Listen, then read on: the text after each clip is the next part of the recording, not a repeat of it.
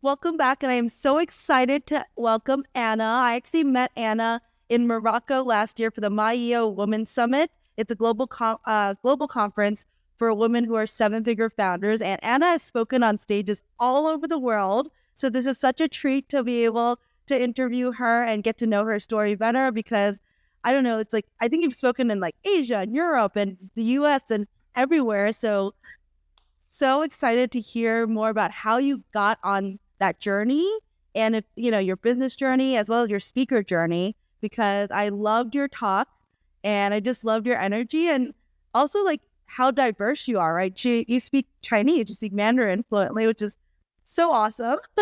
So thank you again, Anna, for making time to connect with us. And yeah, let's get started, I guess. And I just love to start from the beginning.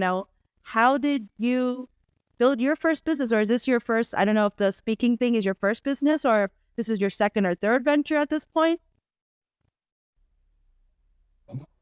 Yes, many ventures before. Thank you so much for having me here, and I love your energy. I I love what you do. I love it that you are giving back. That you build your business, you've achieved your success, and now you're giving back, and you're inspiring women entrepreneurs and immigrant women as well, right? Which is very close to my heart. I love it. So thank you for doing that. Thank you for being part of this journey. Oh, very happy to support any way I can. So I very quickly about myself. So I'm originally from Ukraine. I left Ukraine when I was 17 and went to China I originally went to university in China in Chengdu in Sichuan province. That was my first place that I discovered in China.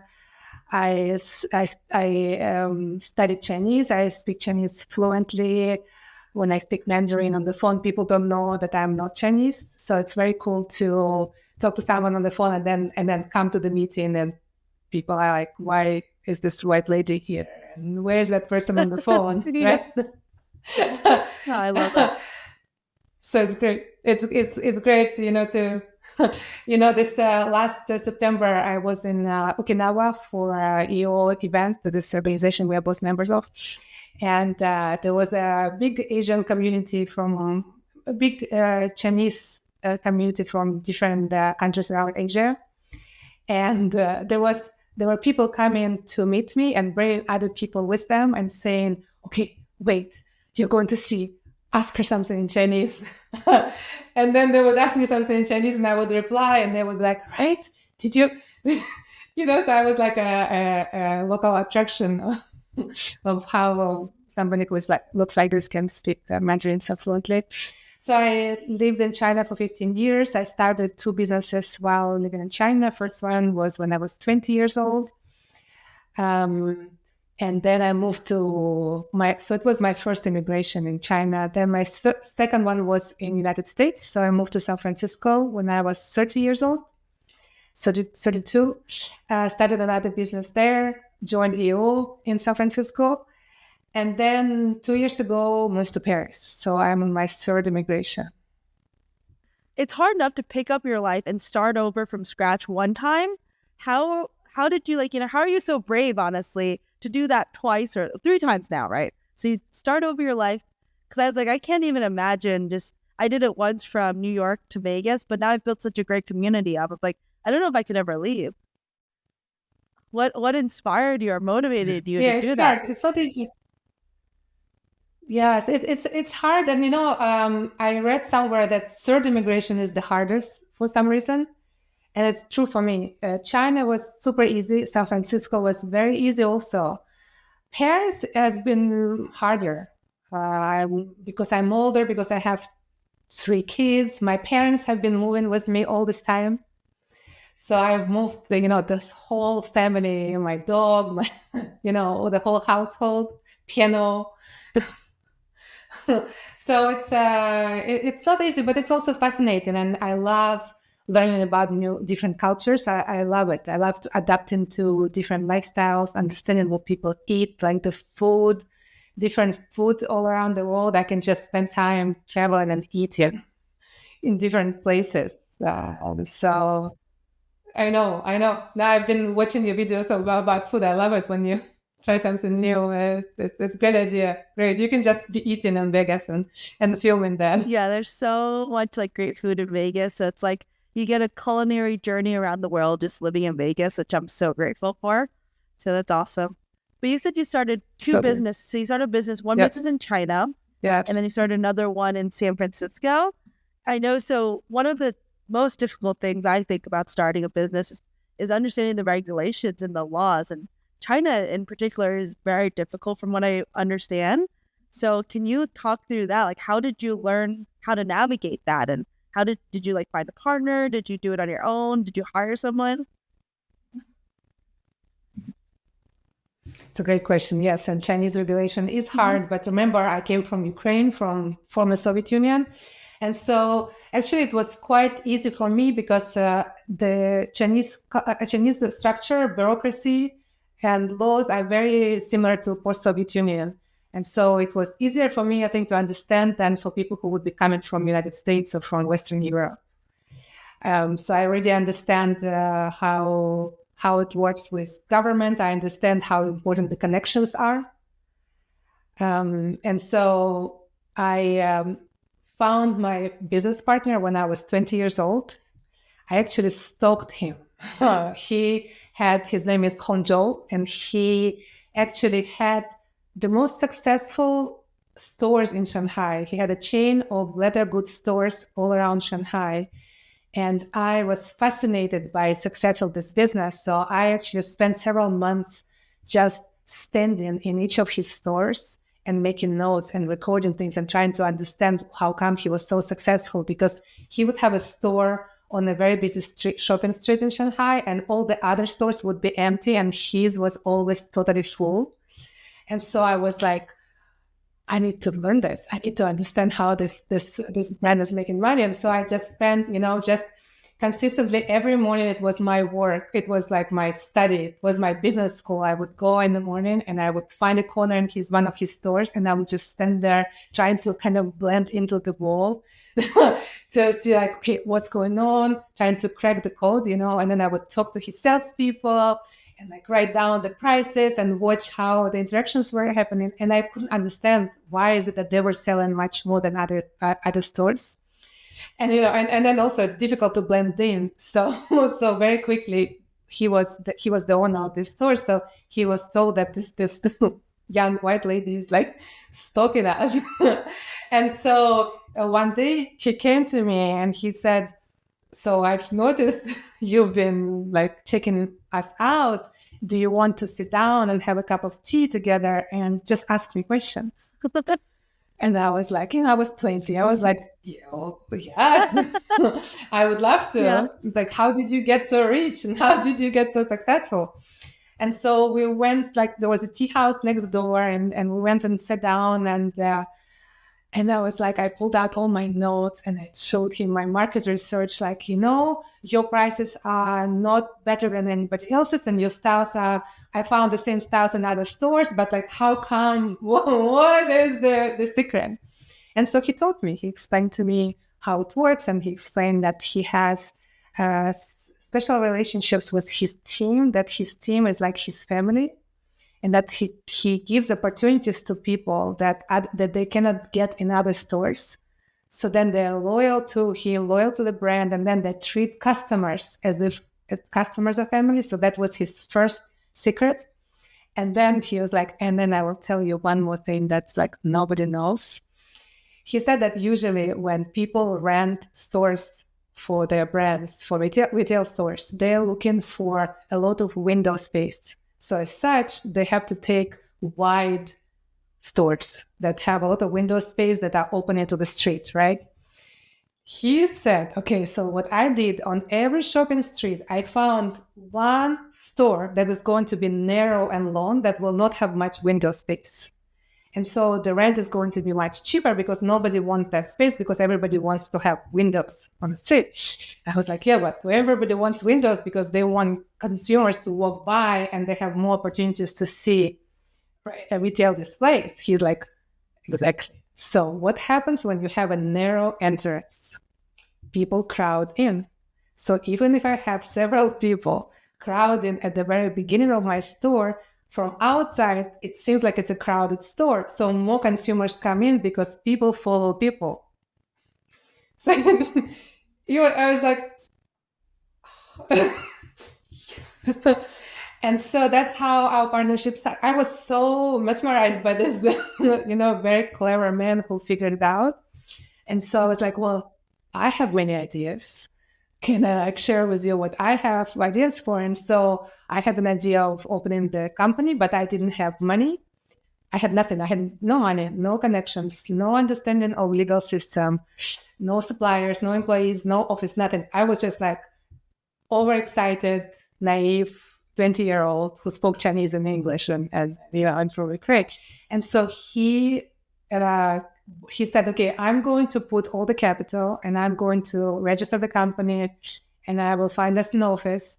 And as long as you pay me back in half a year, your part of the capital, we're going to be good. So from your parts of the profits, you have to pay me back so I'm loaning you the capital that you would have to put into this business. And so I paid him back in 1 month. We started the business, we hired employees, and my idea was a good idea. And we started actually helping American brands to enter Chinese market. And it was great. Very few other companies were doing that. So I had customers right away, and that business grew really, really fast. But the fact that I had a Chinese partner who was 50-50 with me on everything was very, very helpful. Also, he was before becoming an entrepreneur, he was a judge in Shanghai municipality, so he had great connections with the government. So it also, was like a red carpet for us. If we needed suppliers, he would connect with the government and they would help us. So it was very helpful. But it was also very challenging because he was older Chinese man who went through Cultural Revolution, he was very traditional. He's still my business partner. So it's not true. So, and he's never been abroad. And so all this connected with someone who is so different from me, taught me to and brought me to where I am today, because now I feel like I can connect with anyone. If I was able to work for so many years with someone who was so different from me, I acquired some skills that allowed me to now connect with other people. Yeah, that's important. And I think it's so many lessons in that. I was taking so many notes myself. I was like, oh my God, I love all the things that you're sharing in that, all these lessons. But a lot of them, it's like, you went out there and got it. And I think that's a very important lesson for people who are new to entrepreneurship. Like you said, you're young, you're hungry, you had ideas and you're excited, but you didn't have the experience, you didn't have the money, but you're like, you know what, I have the energy and I'm willing to go after it. And it's taking that action and executing on it. I think that's the key. I was just talking to a lady yesterday who, she reached out to me because she watches my social media posts and asked if I could hop on a call. And I was like, sure, happy to hop on a 30-minute call just to give you some insights. And she wanted to go into entrepreneurship. And I was like, you create your luck. Luck doesn't come to you. You create it. You go out there and get it, just like you did. You're like, go to the store, stalk the guy. I love that you did that.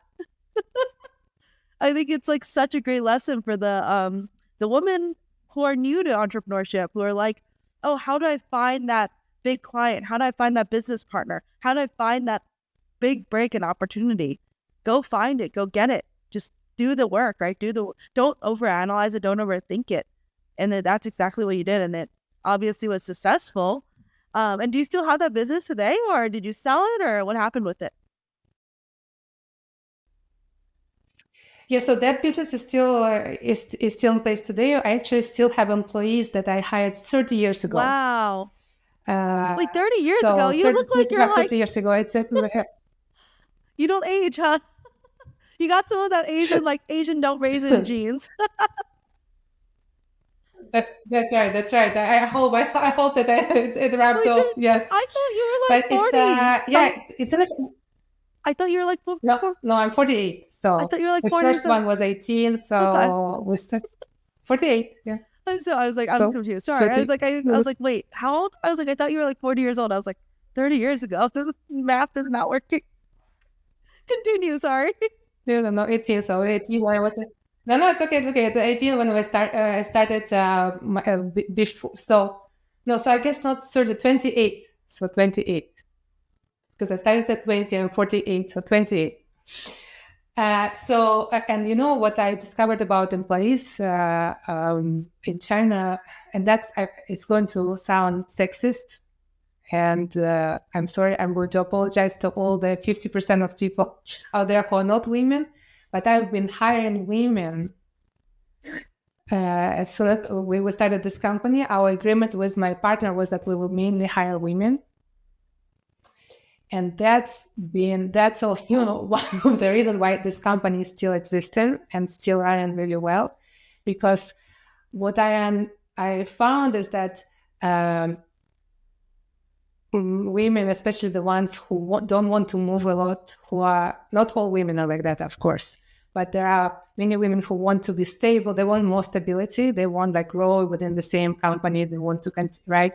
If they want families, they don't want to keep changing their companies, so they're hoping for that family feeling, like what my partner taught me. And so we started hiring them, and we still have that family that we are working with now. Now that business still exists. Then I started a fashion business. That was our second business when I moved to San Francisco, and that business we did sell. So we kept the production company going, but then started ventures, some closed down, some sold. The fashion business, I guess we started 8 years ago. I'm not very good with years.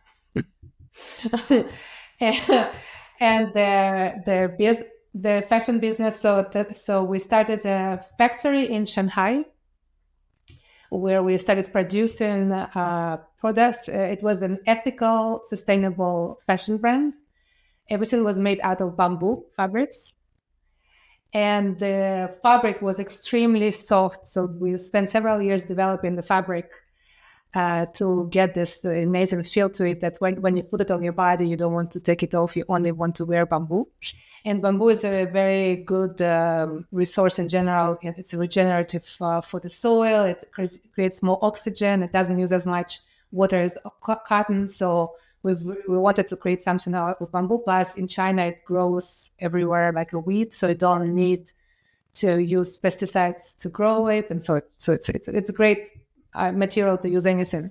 So we created the fabric, opened the factory in Shanghai, then later opened a design office in Paris, where we had Parisian designers creating. First, we started with underwear and intimates for women. Then grew and did intimates for men, and then ready to wear for men and women. And so we had a French design office, and we had stores in the United States and online business as well. And then we sold it right before COVID started, which was a very good idea, especially having retail stores, because retail was really hit during COVID. Oh, so you had both brick and mortar, and you were just e-commerce. How many stores did you have? No, both. We had both. We had 5 stores. All in San Francisco, or? Well, we had in San Francisco, we had 4 in San Francisco, then we opened 1 in Chicago. Oh, wow. We wanted to try Chicago, that we had for more than about a year, I would say. Then we closed it down. With the stores, what we did was we followed top shopping malls, and we had a deal with shopping malls where when they had a space that didn't have a long-term lease on, they would give it to us for short term, and we created the way to move in and move out quickly from those spaces, as long as the space was good enough for us. So all the everything that we had, we had a team of people who could come into the store, set it up in a few days, and then we were ready for business. And then we would move out whenever the shopping mall leased it long term to a bigger client, and so that allowed us to pay less for rent. It's actually a great opportunity for anybody who wants to try something out in shopping malls. and cannot afford the high rent. You can get amazing places like in California. We were in Corte Madera Mall, which is one of the top malls in the Bay Area. Our store was across the street from Tesla, next door to Apple store. And we were there for 2 years because the store was so big. The space was so big that the shopping mall only could rent it to a top, if it was Tesla and Apple, then it had to be somebody as big. And so they were looking for someone for 2 years. And so we were able to pay, I would say, third of the rate that they would be charging, just because they could tell us to leave anytime. And so we had to be nimble, we had to be able to not invest too much into our furniture. We also need to be very smart with our community. So because we're marketing to the community, knowing that we might be moving anytime. And so how we communicate, how we gather information about our customers was very important, because if we were to get up and move like next day, we needed to make sure that we get all the store traffic, all the foot traffic with us. That's so smart. Yeah. I don't know if you know this, but my background is investing in commercial real estate and brokering. I've been brokering commercial deals for 13 years now. So that's really smart. I mean, that's something I would do as a landlord, where I'm like, oh yeah, take the space temporarily. Like, it's better to have someone in there than have it vacant, right? And then if you could just do a 30-day notice or something, that's a really smart way to get into retail for sure. It's creative. And I love that you did that. It's a great idea. I should have found you then, because we could have done this all around the United States, because we really had a great concept for that. I swear. I think it's a good business opportunity. It's also a great way to. No, it is a great opportunity, and I'm a big believer in the universe and like serendipitous, and like, just there's no coincidences. I think everything happens for a reason. People connect for a reason. People cross your path and come into your life for a reason. And it's crazy you're sharing this story now, because I didn't know this about you. And I'm literally in the ideation phase of launching like a merch line for our brand. So we have a brand called Real Rich Women that my business partner and I have. It's to educate and empower women to build 8-figure real estate investment portfolios and 7-figure revenue real estate and other businesses, because we're both serial entrepreneurs like you, built multiple businesses, built many to multiple 6 figures and 7 figures, and it's called Real Rich Women. So we have like 2 tracks. One is building your business, one is building your real estate investment portfolio. And with that, we're launching a conference this year, and we want to launch a merch line to go along with it. And so I literally am like doing research. I'm like, how do I find factories? Like, I think I should go to China because it's probably going to be better and cheaper. And I was like, literally, like, I have no idea where to start.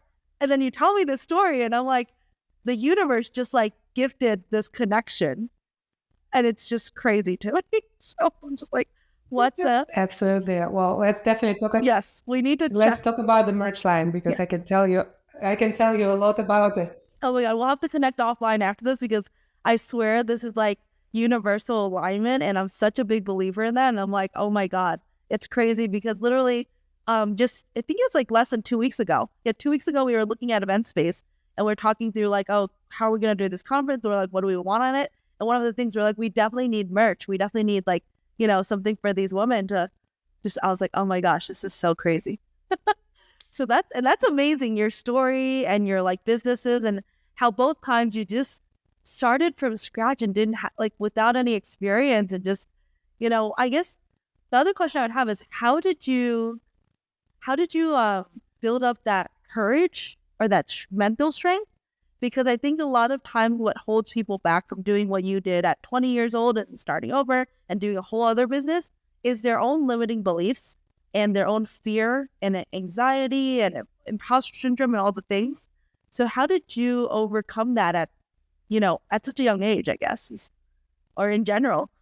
Yeah, it's a great idea. I actually wish I could go back to how I was when I was 20 years old, because it's right when we're young, we are like, we just do things because I guess for me, I can tell you the truth is that I was desperate and hungry. I think that at 20 years old, I didn't have anything. I did not have support system. I was taking care of my parents. I didn't want to go back to Ukraine. Like, I was in China, I was going to make it happen. This was my chance. Business is booming, market is amazing, all these people are making money. Of course, I can make it happen. And then just lots of hard work, and then the energy invested into it.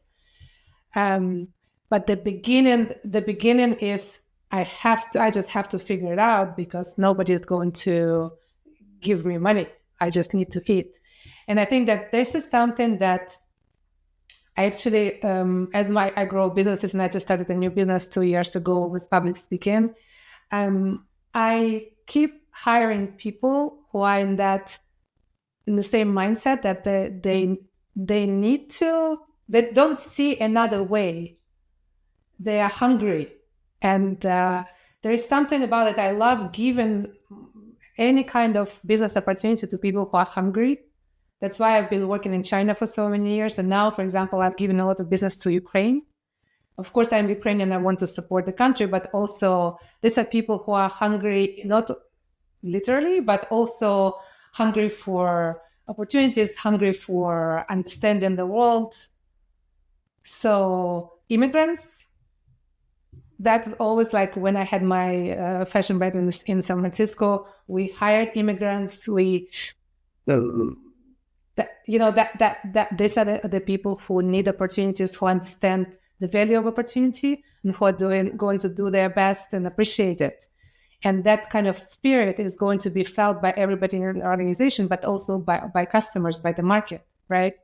Yeah. And I think you know this very well. I don't need to explain to you, because you're like that. But also, I think you're surrounded by people for whom this opportunity is. They understand the value of the opportunity. Yeah, I am the same way. Yeah, I love that you do that, and you share the same sentiment and that heart, because, I think that's another important lesson that it's a message that I always promote, and a lesson to a lot of new entrepreneurs, that when you're driven by purpose and something greater than yourself, when you're trying to help a community and society, when you're trying to provide that for immigrants to uplift, and it's there's a saying, a rising tide lifts all boats, or we rise by lifting others. And I think that's so true. And I think you and I are living examples of that. We've been successful in business because our goal was about not just our own, in the beginning, yes, it's about survival mode, just like you said. Same with me, where in my 20s, it was I need to have a roof over my head. I need food to eat. I can't fail, because my family, my parents came to America with nothing, and I need to make sure that I prove them right in giving up their life for this opportunity for me. And so it wasn't can I do this? It was I need to make this work. And I think that's a very important mindset to have. It's the burn the boats concept. I say there is no plan B. There's only plan A. I'm going to make plan A work. No matter what, I won't give up. I'll find a way. It's never a lack of resources. It's only a lack of resourcefulness. And I think that's an important mindset to embrace. It's so interesting you say that, because, it's really interesting you said that there's no plan B, because that's actually something I learned in China. I thought it was smart to always have plan B. When I went to China, I thought that's how we should approach things. Okay, this is my plan A, and then also my plan B. And my business partner, Honjo, he said to me, first time I proposed A, B, and C, he was like, no, B and C doesn't exist. We only have plan A, and we make it work. And only with that attitude, it's going to work. And for me, it was really, you just said it so simply, for you, it's obvious, but it was not obvious to me. I'm quite an anxious person, and I always see I will see positive things, but I will also see all the negative things and think things through. I see all the risks because of how anxious I am, And so for me, it was important. Naturally, I will think of, okay, what's the worst case scenario and what can happen if this doesn't go away? And he's always been like this with me, no, put that all aside. You act, you behave as if there is no other choice, and then this is going to work. And so I see that for you, it's intuitive. For me, it's learned. I don't know if it's so intuitive. So in most of my adult life, yes, I embrace this concept, but I I suffered from fear and anxiety when I was younger as well, just like most other people. It's human. It's the human, that's how we are. It's human nature. But for me, I realized, like, hindsight is 2020, right? And I realized the times when I wasn't paralyzed by fear or anxiety and I didn't overthink things, what was the difference? And it's like, I like recognizing patterns in behavior in myself and others. And one of the things I realized is that when you focus on self, you suffer from self. So most of the time it's, what if I fail? What if I look stupid? What if I waste my time? And that's suffering from self. And that's what causes this anxiety, this fear. But when I shifted my focus to how can I serve? Whose problem am I solving? What problem am I solving? And what is the value I'm adding? And how am I helping people? I don't have that fear and anxiety. So when I focus on the wrong things about me, profit, and like all about me, then I would have that fear and anxiety. When I focused on purpose and serving and humanity and society and clients and customers, I didn't have that fear and anxiety. So it's that shift of mindset from selfish to selfless. That's what I've discovered, at least. Yes. I think everybody should hear this.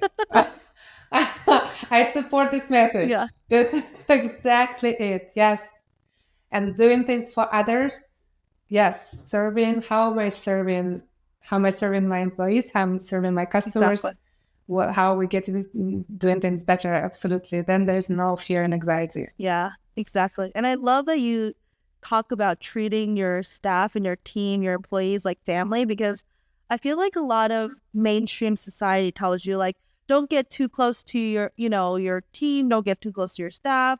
You have to draw a line, and that, and it's like the opposite, I think, of what works, right?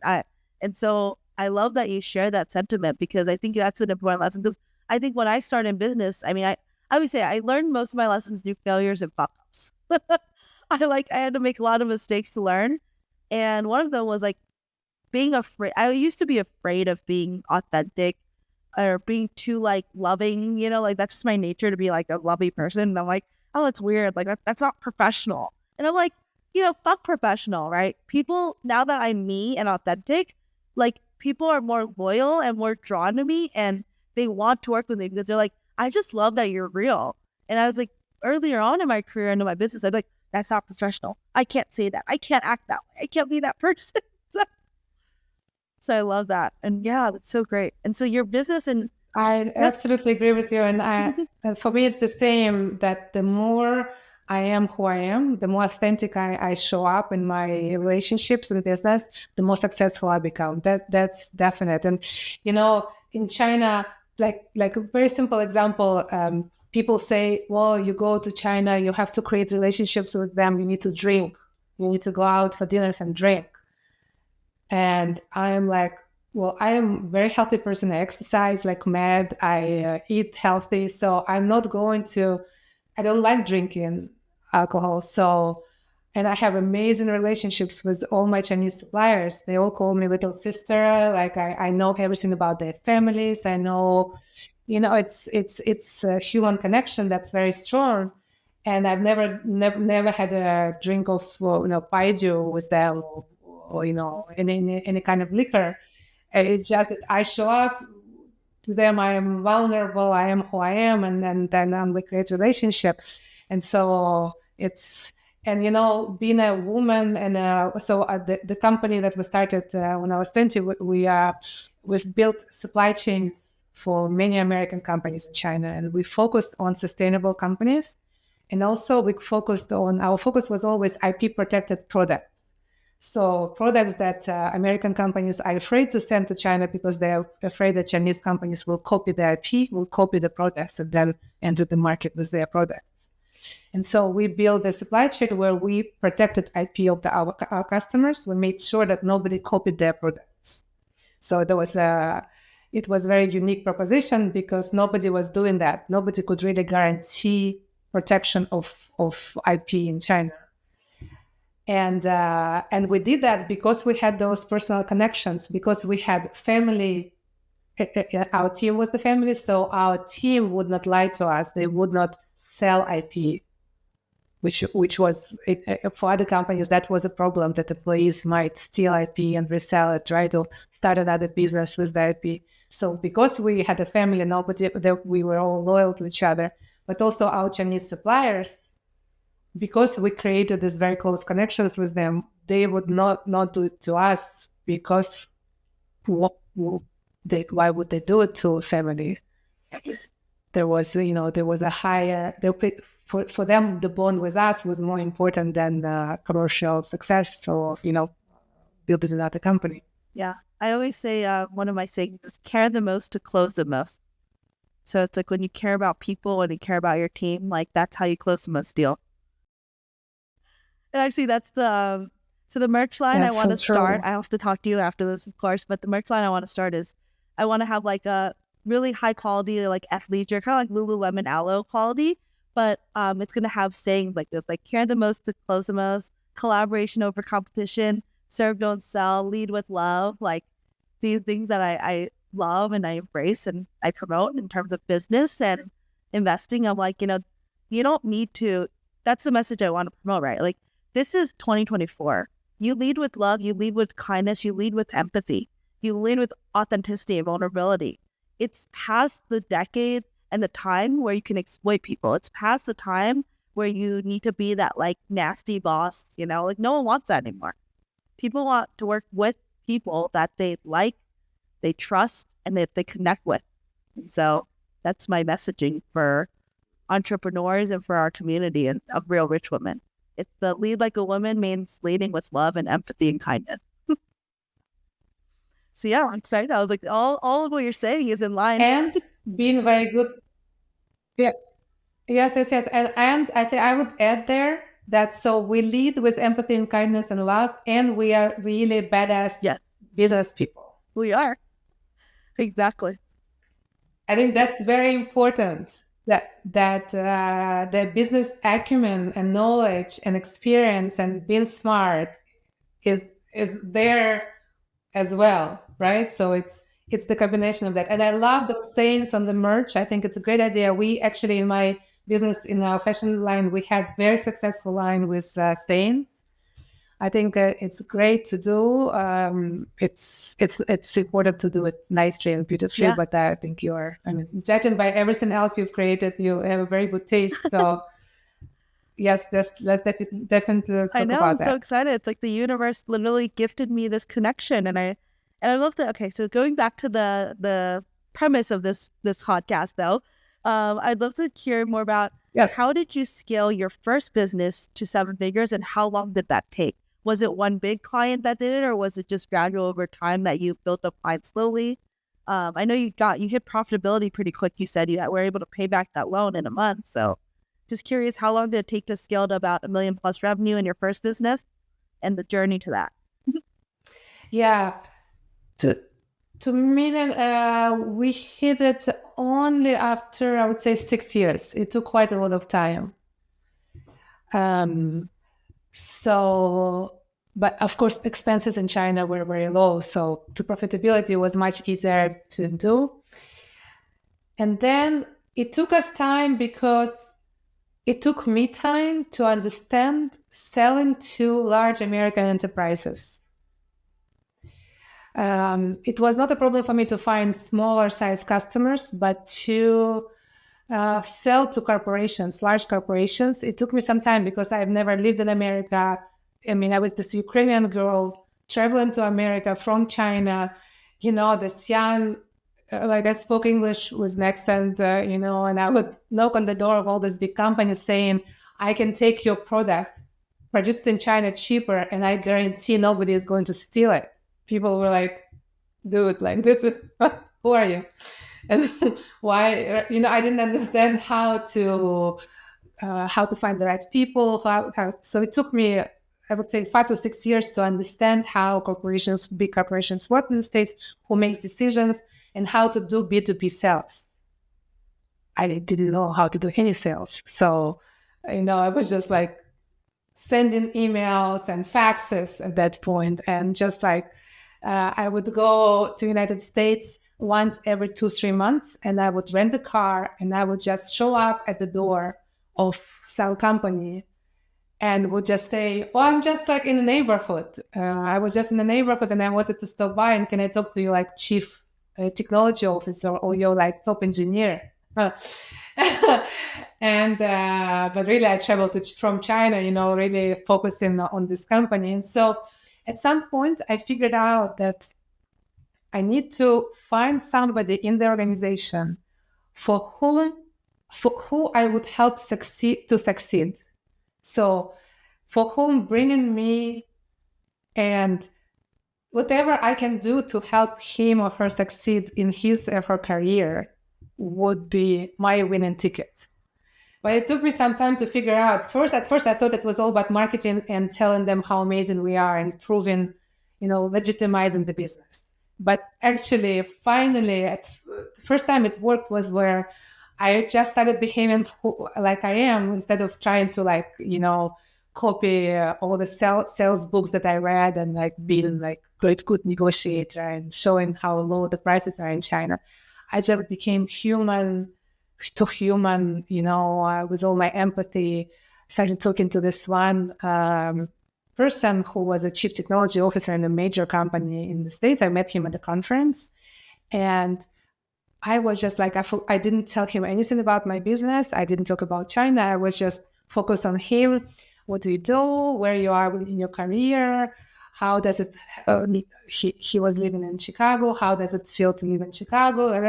And then I understood like, oh, actually, if we do this and this for him, he can move up and he can start this new division. And so then I just was like, well, you know what? Actually, this is what I do. And let me help you. And so he came to China and saw what we have and gave us that $1 million business. I love that story and I love that message because it's so true.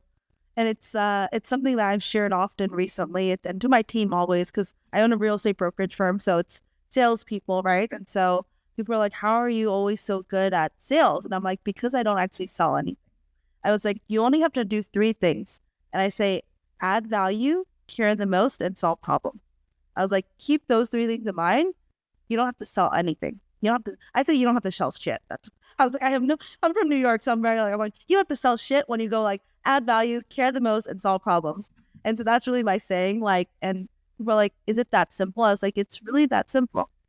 Just learn, ask questions, learn about people, and pinpoint where you can add value, care the most, and solve problems. So, and you're living proof of that. I'm living proof of that. So true. Yes. And also there's something to say more about authenticity because I love your style and it's clear. I would trust you to do anything with my real estate because I know that what you give me is who you are. It's transparent. I think this is just so wonderful and it's obvious. And I think that for me, it's always been that also. And, I had this, the first time so I was my first American client. I came back to China to my team saying, okay, we have this client. They gave us target price. All we have to do is build product based on this target price. And my Chinese team was like, what do you mean? You are going to just take from whatever they told you we're just going to do, and we're not going to to negotiate. We're not going to undercut. But this, you're just going to do what they need. I said, yes, this is our business model. They need this, and we're going to build it exactly for what they need. And my team was like, but this is so naive and so simple. I'm like, yes, this is a business model. Let's just try this because what if it works? Then our life is going to be so easy. All I have to find out from my customers is what do they actually need? What is their problem? And what we have to do is solve their problem. That's it. We don't need to do anything harder than that. It's a simple model and it really worked. But it took me a lot of time to prove to the team that there is nothing more to it. We don't need to, there doesn't need to be some hard negotiations. Then doesn't need to be, we don't need to be on both sides. There is only one side, and it's the side of the project, and they need to be winning. Our customer needs to be winning from working with us. Yeah, I know. I definitely agree. And it's one of my favorite sayings. I love Tony Robbins, and it's complexity is the enemy of execution. And so a lot of people get stuck in analysis paralysis because they overcomplicate things. And so I try to, when I talk to my team and when I do trainings for my team, I was like, let's simplify this. Let's boil it down to the basics, and everything is all about that. And it's exactly what you're saying. Like, they're like, I'll get 15 referrals in 2 weeks by doing nothing. Like, well, my phone just rings at this point. And they're like, how do you get so many clients? You don't even like, I was like, I don't do paid ads. I don't do any of that. And they're like, I was like, because I've always focused on solving problems. Because people come to me with a problem, and I'm like, well, here's 3 solutions for it. Yeah. And I'm very honest with people. So I was like, I was joking, but it's the truth. Like, with my team, I was like, I have friends that ask me for investment advice, and they're in another city. Like, sometimes I'm involved, sometimes I'm not. Like, I can refer to my referral partners, but sometimes I'm not even. And I'll just be like, they'll be like, is this a good deal? Because I just want your opinion on it, because I trust your opinion. And I'll just like, if it's awful, I'll just send a poop emoji, and I'll be like, it's shit. And they just like, Cathey's honest. I was like, shit. And I'll just send a poop emoji. I'm like, no, it's a shit deal. Don't do it. Or even if it's in town, like they'll say like, it's in Las Vegas. I'm licensed here. I make a commission.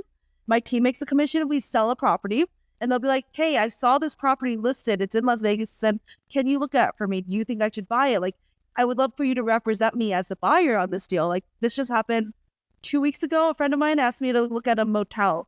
It's like a 30-unit motel. I think it was like around $2 or $3 million. So it would have been like a $60,000 or $100,000 commission around there. And I went to go look at it with her, and I was like, this is awful. This is a shit deal. Like, I would not do it. You're going to lose money on it.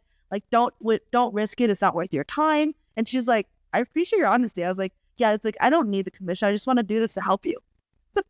And so that's just how I approach real estate. And people are like, this is so weird and different, because most people are like, you should buy it because of this and this. And I was like, don't trust anything that they're marketing to you. The listing agents are just trying to sell you something. So look at, like, I was like, this is why it's not good. And so it could have been $100,000-ish commission. And I was like, I don't need it. So yeah. No, because your reputation is actually much more expensive, much more valuable than that commission. Your reputation keeps bringing you clients. You don't need to do any marketing, so you're saving on marketing. I mean, it's smart business. It's great, it's beautiful, it's loving what you're doing, but it's also smart business. And what I love about this is that you're actually changing the reputation of the industry. So you're changing the culture of the industry. The more people follow your steps and act this way, the more the people will trust the industry overall, and so the industry is going to grow. It's a win-win for everybody there. And I agree with you. It's like what you did, right? You just told your team, like, nope, this is how we're gonna do it. And I tell my team that. They're like, I was like, I don't want you. I was like, this, when they joined my brokerage firm, I was like, I don't want you to just focus on closing the most deals and getting the most sales. I was like, you do not compromise your integrity or with the client's best interest to get a sale. If it's not a good deal for them, tell them. And I was like, I don't care if you don't hit your numbers.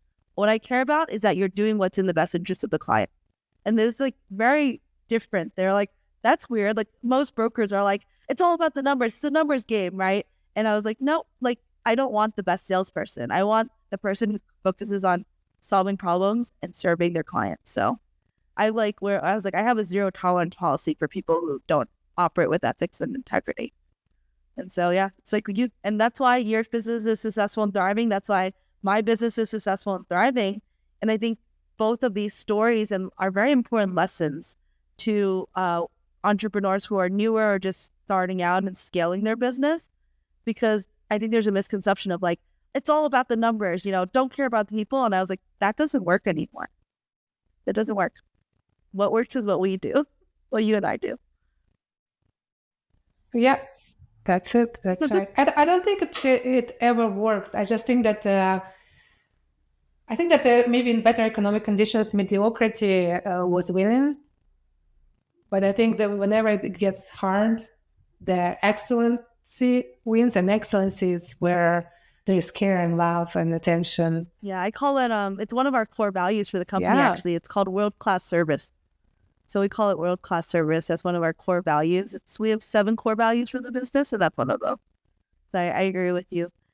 And on your, so you took 6 years, you said, for your first business. What about your you had your second business in San Francisco with your fashion brand. How long did it take you to scale that one to $1 million plus revenue? Yeah, that one, did it take us? I would say 3 years. Oh, so it was a lot quicker because you started from experience. Yeah, maybe less. Oh, no, maybe 2 years because stores. Yeah, oh, yeah. Yeah, that was really crazy that I did that because I was a B2B person and I've never done consumer goods. I was selling to big companies, right? Services to companies. And the fact that I decided to start a B2C business is I still don't understand how audacious it was. It was very brave. And it was the story was really actually very simple. I was so starving for feminine touch. I wanted, because I was building machinery and equipment and plastic products, and it was like all very industrial. And I was like, oh, I need to do something feminine. Let's make bras, you know? And so, but, and then also I think that I was still so young and naive that I thought if I can be successful in B2B, how hard can be B2C? It was really like that. Like, okay, well, I just built this business and now I'm building supply chains for all these big companies. Why can't we become one of those companies? And in Chinese, there is this saying, you're like, you speak Mandarin, right? You speak Mandarin?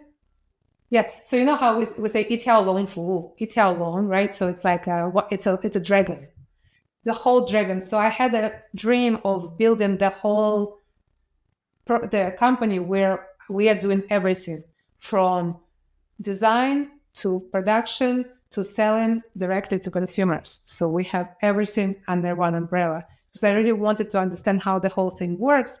But also we had several customers who were in fashion business who claimed that in fashion business, you can't be sustainable business. You cannot be ethical, sustainable company because most fashion companies competing with Zara and H&M and prices are so low and consumer is not ready to have ethical, sustainable brands. So that's why we can't do it. So then my customers kept telling me, don't worry about sustainability for us because we cannot, our consumer doesn't care. So I also wanted to create a company and to prove to fashion brands that it's possible to have a sustainable fashion brand if you control all the pieces of the puzzle. And so then we did it, we built it, and it was quite hard indeed to do because competition is so huge and the prices are very low in the market. And so to build something sustainably, we needed to get the prices higher. And so we needed to provide something to consumer that was very different than the offering that would validate the price difference. And so we were selling, for example, our bestseller was a jumpsuit that Oprah called her favorite jumpsuit of all time. So we were on Oprah's favorite things. She has a list every year. And so it was our jumpsuit that she chose. And so the jumpsuit, for example, we were selling at $280. It was at the same time where our competitor was selling it for $80. So $200 difference for sustainable product, very well designed, very beautifully executed, high quality that you will wear for many years. So that was also the idea, is that we build products to last. So you would invest in your jumpsuit that you will wear for 5 to 8 years versus buying something for $80 that's going to only last 1 year and then goes into the landfill. I love that. I love so many things about it, and I'm definitely excited to learn more about this offline because it's so in alignment with so many things that I believe in. So I'm like, oh my gosh, this is so crazy that we connected. And you sold that company, though, you said. How did you go about? Yeah, I sold it 3 years. No, I was just gonna say, how did you go about it? Like, what prompted the decision to sell it? Number one, and how was logistically? How did you sell it? Did you hire a company to help you sell it, or did it come organically that someone wanted to acquire you? It happened very organically. The truth is that it came to the time where the company needed to grow beyond what I could have helped it grow. Because I'm a starter, I'm someone who is really good at creating products, seeing the market possibility, finding out the best business model. and I'm not a good marketer. At that point, in 6 years in the age of that company, the company needed an excellent marketer to take it to the next level. In stores, people would come in, and I was always in stores. I love selling to consumers directly, love it. So I was always in stores, like selling a bra was like what I wanted to do, versus like growing the brand and running the company. So that was also a problem. And so I was in a store on the floor, and this woman came in and she said, I want to talk to your manager, because I was pretending to be a salesperson. And I said, well, talk to me and I will talk to my manager. And she said, well, I want you to tell whoever runs this company that I'm angry with them, because this product is excellent. It seems like it was made for me. The product is excellent. The price, the fit, the design, everything is excellent, but your marketing sucks. If I didn't walk into this store, I would never hear about your brand.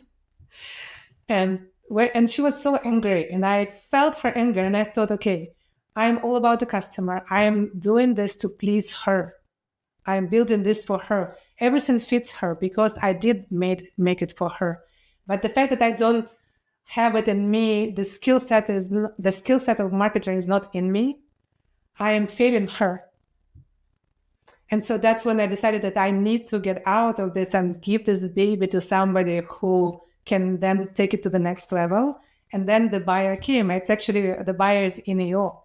Is it you? Wow, that's awesome. Somebody in our organization. What's the name of that fashion brand? What's the name of it? It's still the same name, or did they change the name? It's called, it's called Leslun, Leslunes. Like a plural of moons in French. Leslun. Leslunes. Okay. Nes. Oh, wow. Leslun. And it's and it's a very successful brand. It's the new owner took it to definitely to the next level, and he is a genius marketer of consumer brands. And so it was a very humbling moment for me to understand my limitations. Yeah. To understand your zone of genius. And I think that exactly. Well, right. Zone and limitations. So now that I'm growing my next company that needs a lot of marketing, for me, it's really, I now know that I need to partner or hire this out, because it's not in me somehow. That zone of genius didn't cross here. And it's interesting because I think the most successful people I've met, most of them are in EO. They're the most humble people also. And it's interesting because I think I'll be first to admit, when I was early on in my journey, and when I was young and dumb and 20 years old, I was very arrogant. And I thought I knew it all because I didn't know what I didn't know, right? And then now, on this phase of my journey, I realize there's so much I don't know. And then I do recognize my zone. Actually, it's funny because my zone of genius is marketing. So I have one of my mentors I met through EO. Her name's Dr. K. She's a 3-time 8-figure founder. She's in San Diego. And she's like, she makes us go through this org chart. She's like, you shouldn't be doing anything in your business other than marketing. She's like, you need to outsource and hire for everything other than marketing. And so all I do is marketing now. So I'm basically like a full-time content creator, community builder, like strategic alliance partnerships. Like that's all I do now. And so everything else is my team. And in doing that, so when I didn't do that, it affects bottom line by 40%, basically what I do. And then when I do that, in January alone, it was I handed, I think over 5 million in sales volume to my team, listings, buyers, things like that. And then I handed another 15 commercial real estate clients to my team in a month and a half.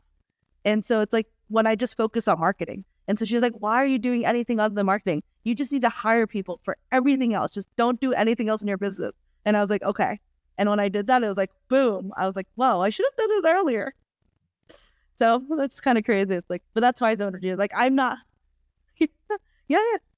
So she's she's my mentor. She's Dr. K. She helped develop the EOA program. She's amazing, but she helps you kind of define your org chart and your zone of genius a little bit. And so she would question me and just challenge me. And then actually I have a great I'll connect you after this, but I hired. So I'm great at marketing, but I know also I'm not great at every component of marketing. So for social media, I hired a coach, and my coach, she scaled people's Instagrams from like 0 to like a few 100,000 organically. And so she's amazing at Instagram marketing. And so it's also knowing when to hire an expert and when to hire a consultant, and being willing to spend that money and understand, like, I lack in this skill set and in this knowledge. And so I'm going to hire an expert in this regard. And she's actually we hired her for helping with that, with our Real Rich Woman brand. But now we are actually going to like partner with her on really scaling and launching this. And because I've had so many EO women actually reach out to me because they saw my Instagram and my YouTube and everything. And they're like, I need help with marketing. How do you do this? And so we're actually developing a mastermind of $1 million marketing secrets, basically, with her. And she's doing the social media. I'm doing the community building and strategic alliance partnerships. And my business partner is doing a personal branding. So it's going to be all components of marketing, because my business partner, she's a TEDx speaker. She's on a lot of stages, like with big names. Like she's spoken on the same stages as like Robert Kiyosaki, Rich Dad Poor Dad. She's very like, has a very great public brand. And so that's kind of what we're creating on our Real Rich Woman brand.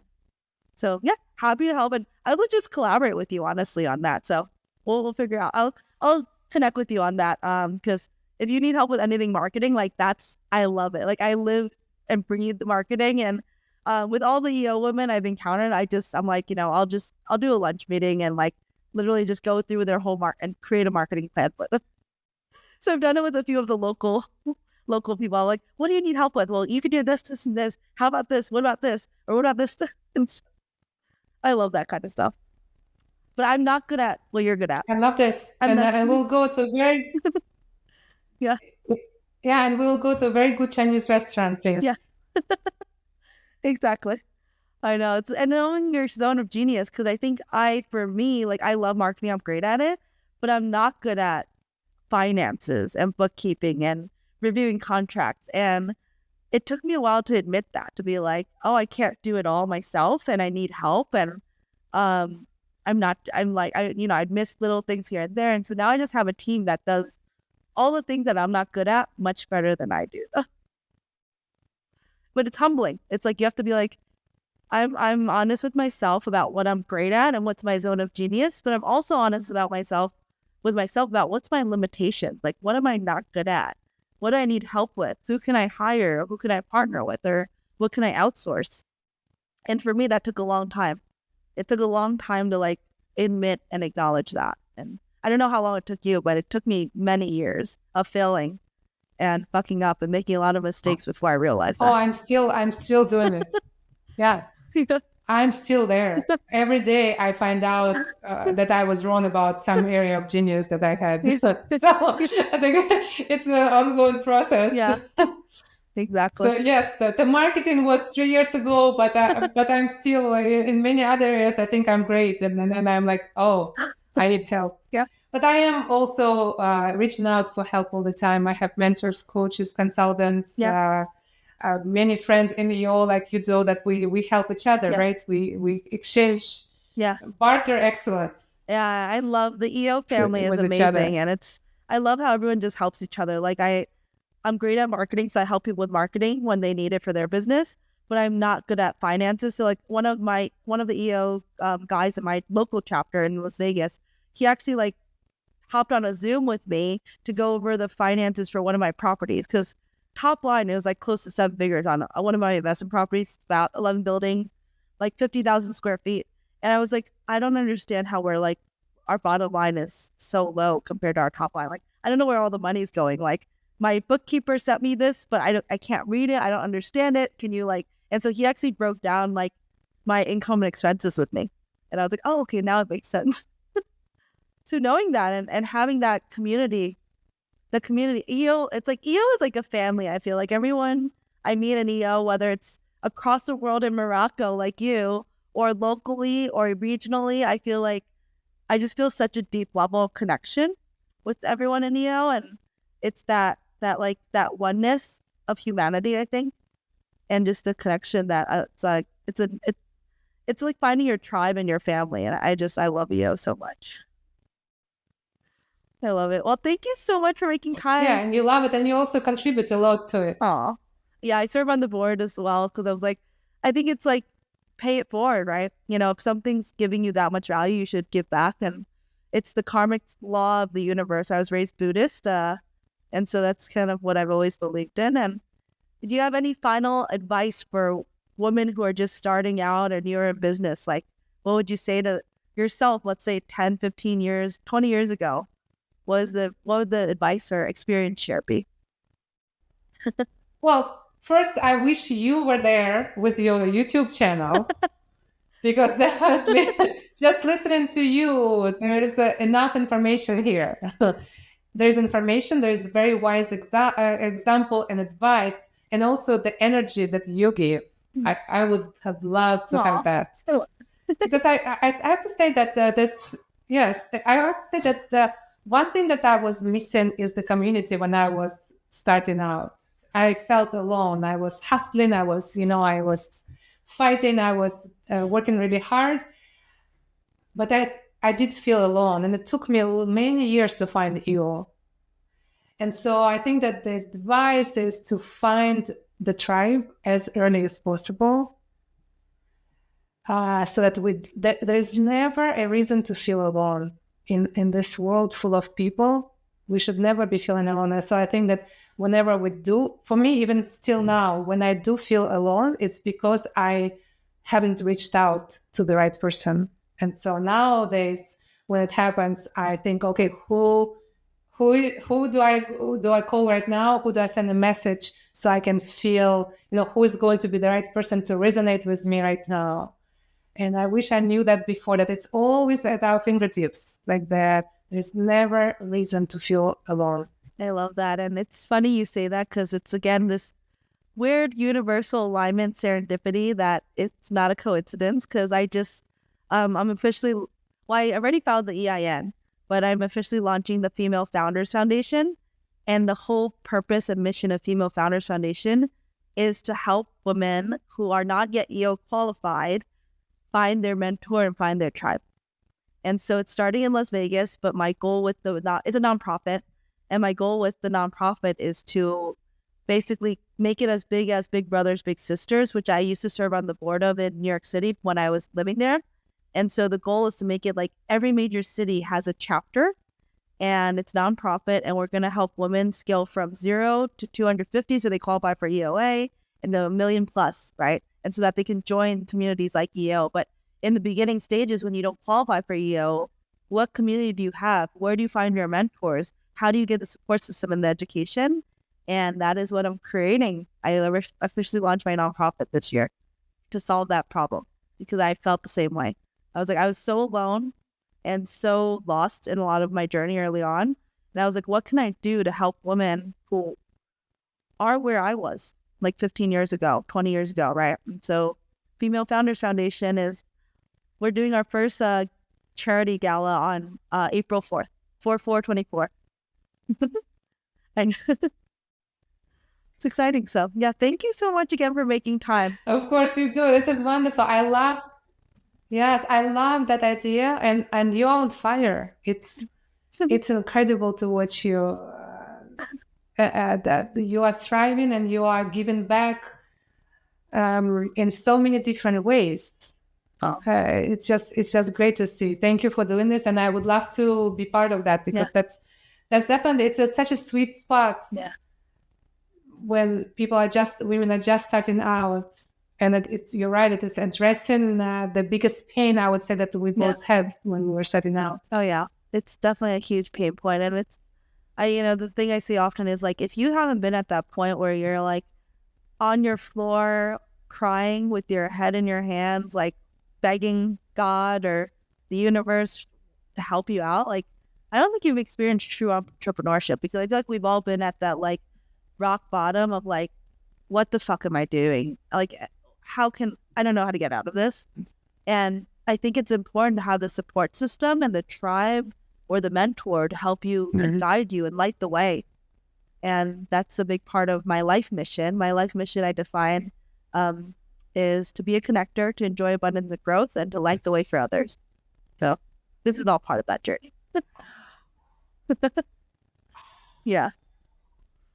You're so good. Thank you. You are a good marketer. I love it. Thank you. I love you. Yeah. Okay, I'm going to stop recording so that we can let it upload.